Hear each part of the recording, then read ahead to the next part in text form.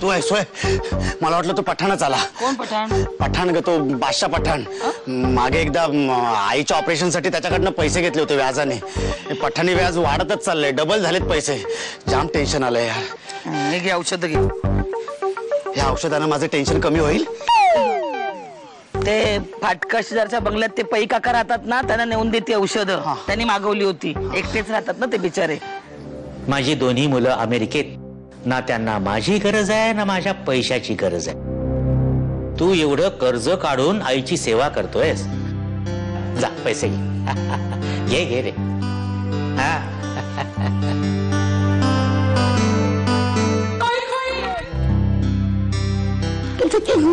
हे काय? फक्त 500 रुपये? हा काका, लायकीप्रमाणे घेतले. माझ्या? नाही नाही हो, माझ्या. अहो आयुष्यात एवढे पैसे कधीच पाहिले नव्हते हो. अरे मी दाखवतो ना. जा, हवे तेवढे पैसे घे. काळजी करू नको. जा घे. अरे घे ना. हा.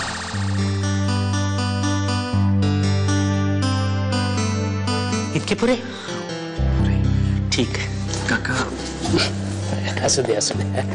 काका बोला. जुजू आला होता ना? हो आला होता. तेच. हॅलो काका, काय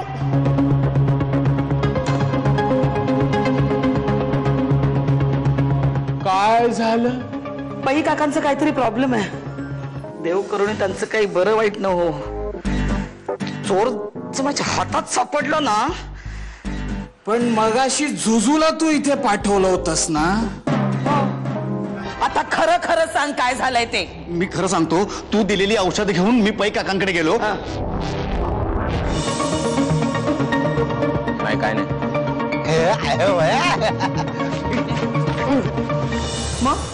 मग मी नाही, मग पुढचं काय आठवत नाही. मी शुद्धीवर आलो तेव्हा 2 गाड्यांच्या खाच्यामध्ये पडलो होतो आणि पै काकांनी दिलेले पैसे पण लंपास होते. एखादा तरुण मुलगा इथे राहतोय का ते सांगा. उंच, गोरा, स्मार्ट. नाही हो, एवढं कसं लक्षात ठेवणार आम्ही? म्हणजे 2 मुलं राहत होती इथे, मग अशीच पैसे देऊन गेली. तुम्ही त्यांची काही नावं बिवं असतील तर सांगा जरा. नावं लिहिलेली आहेत आणि फोन नंबर सुद्धा लिहिलेले आहेत. हे बघा, दाखवा. हे बघा. पण एखादा फोटो बिटो असता तर ओळखता आला असतं ना. छे, फोटो वगैरे काही नाही आमच्याकडे. आहेत ना, ते मागे पिकनिकला गेलो होतो तेव्हा ग्रुप फोटो काढले होते. हे बघा. काढून दे ना.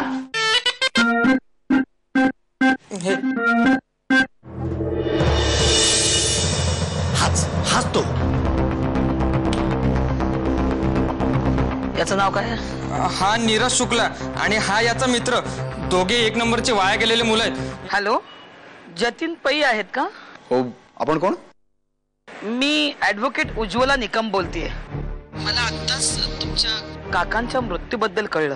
काय? म्हणजे त्याचं काय आहे, त्यांनी त्यांचं मृत्यूपत्र बनवलंय आणि त्यानुसार त्यांची 10 कोटी रुपयांची इस्टेट मिळणार हे त्यात लिहिलेलं आहे. 10 करोड? तू जिथे उतरला होतास ना त्या लॉजवर धाड टाकले पोलिसांनी. इथून लुटलेली सगळी रक्कम तिथे मिळाली आहे. आता तू खरं बोलणार आहेस? बोलणार आहेस? मला फार ऐश करायची सवय लागलेली. फार पैसे लागायचे त्याच्यासाठी. काकांना माझ्या सगळ्या सवयी माहीत होत्या. त्याच्यामुळे ते खर्चाला सुद्धा साधे पैसे देत नव्हते. पण फक्त चोरी करण्याचा उद्देश होता आमचा. फक्त चोरी करण्याचा उद्देश होता. त्यांना फार मारायचं नव्हतं आम्हाला. पण तुझ्या या अशा वागण्यामुळे मी जिवंतपणी मेलोय. काका, एवढी मोठी इस्टेट आहे, गडगंज संपत्ती आहे, पण या जगात मी फक्त एकटा आहे. साहेब घेऊन जा त्याला. काका, औषधाची वेळ झाली आहे ना? हा, आधी हसा बघू तुम्ही. आधी हसा. हसा. मला एक जोक सांग.